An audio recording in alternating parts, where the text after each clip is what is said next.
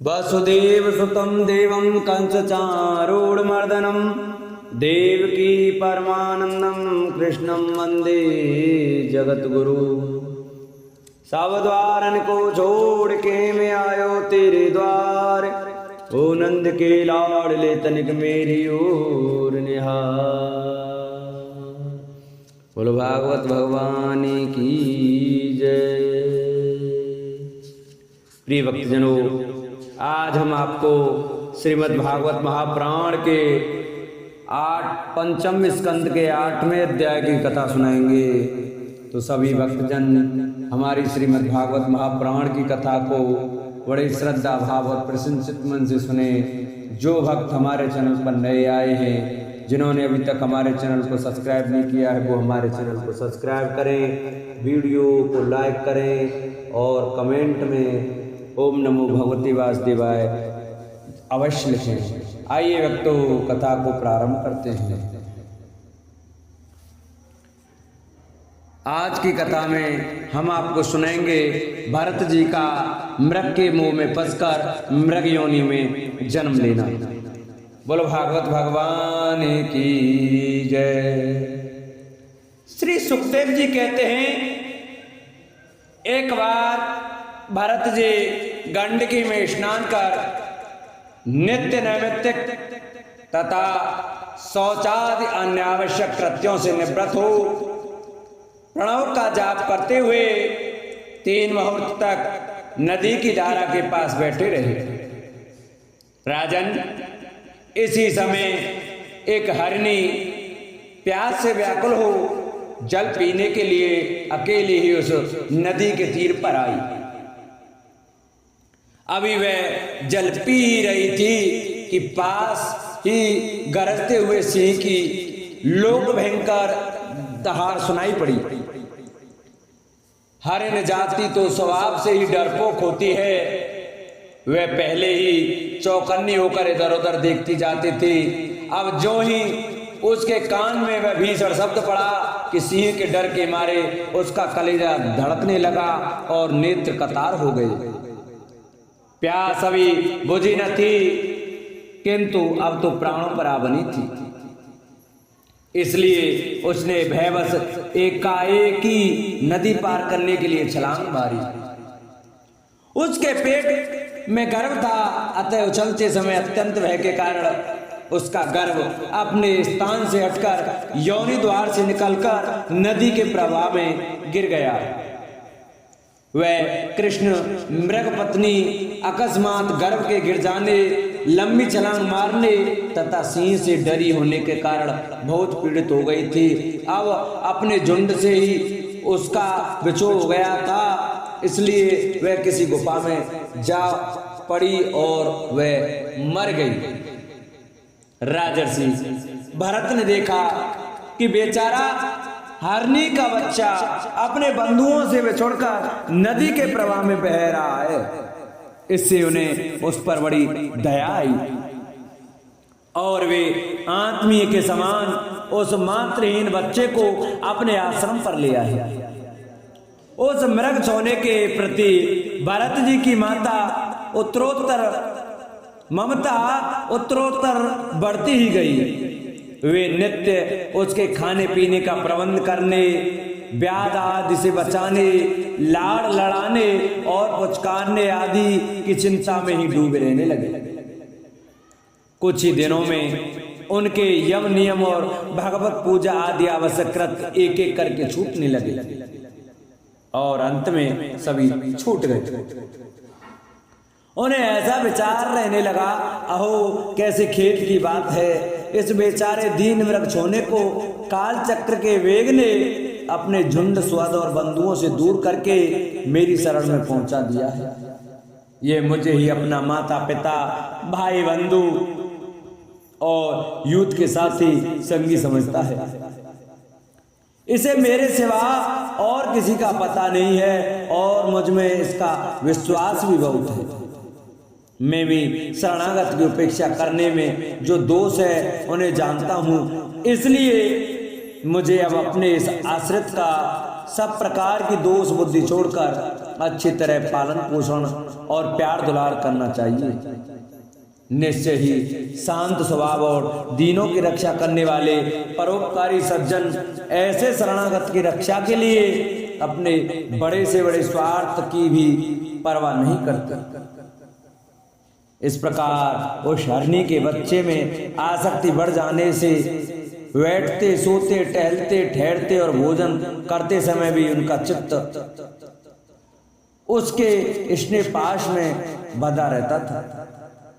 जब उन्हें कुश, पुष्प, समिधा, पत्र और फल मूल आदि लाने होते तो भेड़ियों और कुत्तों के वैसे उसे वे साथ लेकर ही वन में जाते।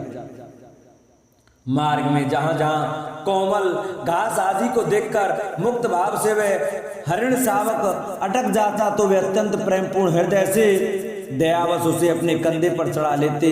इसी प्रकार कभी गोद में लेकर, कभी छाती से लगाकर उसका दुलार करने में ही उन्हें बड़ा सुख मिलता। नित्य नैमित्त कर्मों को करते समय भी राज राजेश्वर भरत बीच बीच में उठकर उस मृग बालक को देखते और जब उस पर उनकी दृष्टि पड़ती तभी उनके चित्त को शांति मिलती। उस समय उसके लिए मंगल कामना करते हुए वे कहने लगे, बेटा तेरा सर्वत्र कल्याण हो। कभी यदि वह दिखाई न देता तो जिसका धन लुट गया हो उस दीन मनुष्य के समान उनका चित्त अत्यंत उद्विग्न हो जाता और फिर वे उस हरणी के बच्चे के विरह में व्याकुल एवं संतप्त हो करुणावश अत्यंत उत्कंठित एवं मोहाविष्ट हो जाते तथा शोक मग्न होकर इस प्रकार कहने लगते, अहो क्या कहा जाए, क्या वह मातृहीन दीन मृग शावक दुष्ट वहेलिये की सी बुद्धि वाले मुझ पुण्यहीन अनार्य का विश्वास करके और मुझे अपना मानकर मेरे किए हुए अपराधों को सत्पुरुषों के समान भूलकर फिर लौट आएगा। क्या मैं उसे इस आश्रम के उपवन में भगवान की कृपा से सुरक्षित रहकर निर्विघ्न हरी धूप चढ़ते देखूंगा? ऐसा ना हो कि कोई भेड़िया कुत्ता गोल बांधकर विचरने वाले शुक्रादि अथवा अकेले घूमने वाले व्याघ्राद्रि ही उसे खा जाएं। अरे संपूर्ण जगत की कुशल के लिए प्रकट होने वाले वेद त्रय रूप भगवान सूर्यास्त होना चाहते हैं, किंतु अभी तक वह मृगी की धरोहर लौट कर नहीं आई।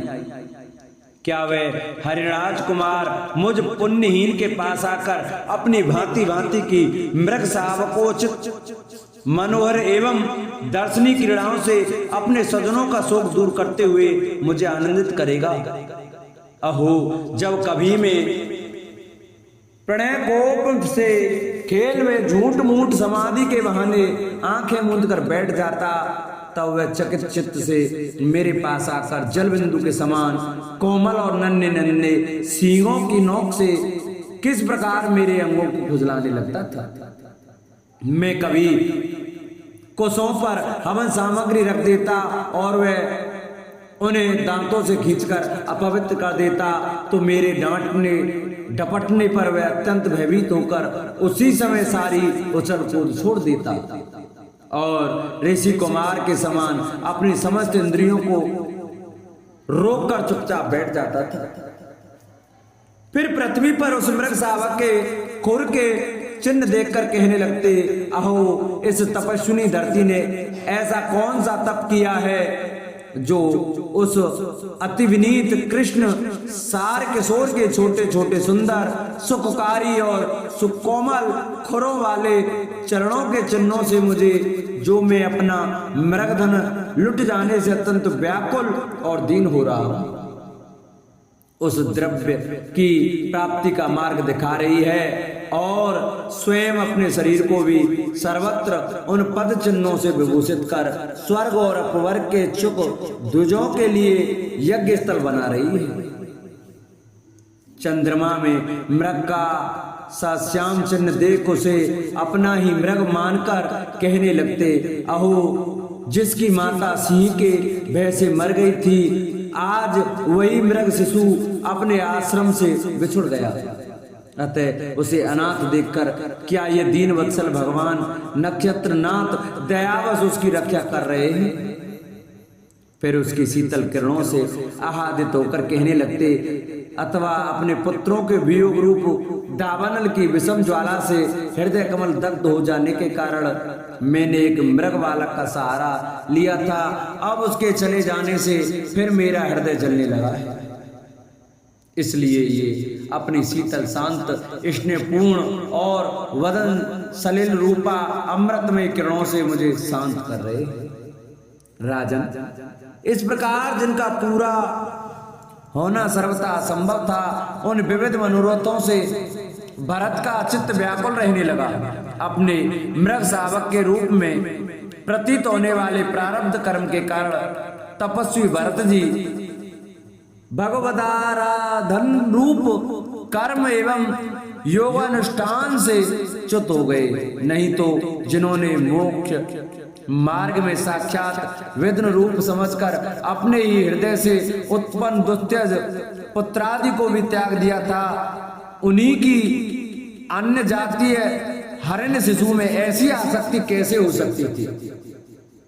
इस प्रकार राजर्षि भरत विघ्नों के वशीभूत होकर योग साधना से भ्रष्ट हो गए और उस मृग सोने के पालन पोषण और लाड़ प्यार में ही लगे रहकर आत्म स्वरूप को भूल गए। इसी समय जिसका टहलना अत्यंत कठिन है, वह प्रबल वेगशाली कराल काल चूहे के बिल में जैसे सर्प घुसाए, उसी प्रकार उनके सिर पर चढ़ा आया। उस समय भी वह हरिण शावक उनके पास बैठा पुत्र के समान शोकातुर हो रहा था। वे उसे इस स्थिति में देख रहे थे और उनका चित्त उसी में लग रहा था।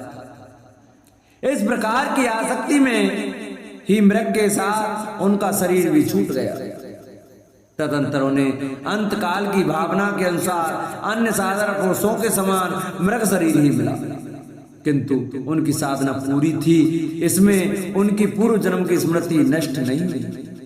उस योनि में भी पूर्व जन्म की भगवत आराधना के प्रभाव से अपने मृग रूप होने का कारण जानकर वे अत्यंत पश्चाताप करते हुए कहने लगे, अहो बड़े खेत की बात है, मैं संयमशील महान भावों के मार्ग से पतित हो गया। मैंने तो धैर्य पूर्वक सब प्रकार की आसक्ति छोड़कर एकांत और पवित्र वन का आश्रय लिया था। वहां रहकर जिस चित्त को मैंने सर्वभूतात्मा श्री वसुदेव में निरंतर उन्हीं के गुणों का श्रवण मनन और संकीर्तन करके तथा प्रत्येक पल को उन्हीं की आराधना और स्मरणादि से सफल करके स्थिर भाव से पूर्णतया लगा दिया था, मुझ अज्ञानी का वही मन अकस्मात एक नन्हे से हरिण शिशु के पीछे अपने लक्ष्य से च्युत हो गया। इस प्रकार मृग बने हुए राजर्षि भरत के हृदय में जो वैराग्य भावना जागृत हुई, उसे छिपाए रहकर उन्होंने अपनी माता मृगी को त्याग दिया और अपनी जन्मभूमि कालंजर पर्वत से वे फिर शांत स्वभाव मुनियों के प्रिय उसी सालग्राम तीर्थ में जो भगवान का क्षेत्र है पुलत्स और पुलय ऋषि के आश्रम पर चले आए। वहां रहकर भी वे काल की ही प्रतिज्ञा करने लगे। आसक्ति से उन्हें बड़ा भय लगने लगा था। वह अकेले रहकर वे सूखे पत्ते घास और झाड़ियों द्वारा निर्वाह करते मृग योनि की प्राप्ति कराने वाले प्रारब्ध के क्षय की बाट देखते रहे। अंत में उन्होंने अपने शरीर का आधा भाग गंडकी के जल में डुबाए रखकर उस मृग शरीर को छोड़ दिया। बोलो भागवत भगवान की जय। जिन भक्तों को हमारी ये श्रीमद् भागवत महापुराण की कथा अच्छी लगी हो, वो हमारी वीडियो को ज़्यादा से ज़्यादा शेयर करें। जिन्होंने चैनल को सब्सक्राइब नहीं किया है, वो हमारे चैनल को सब्सक्राइब करें, वीडियो को लाइक करें और कमेंट में ओम नमो भगवते वासुदेवाय अवश्य लिखें।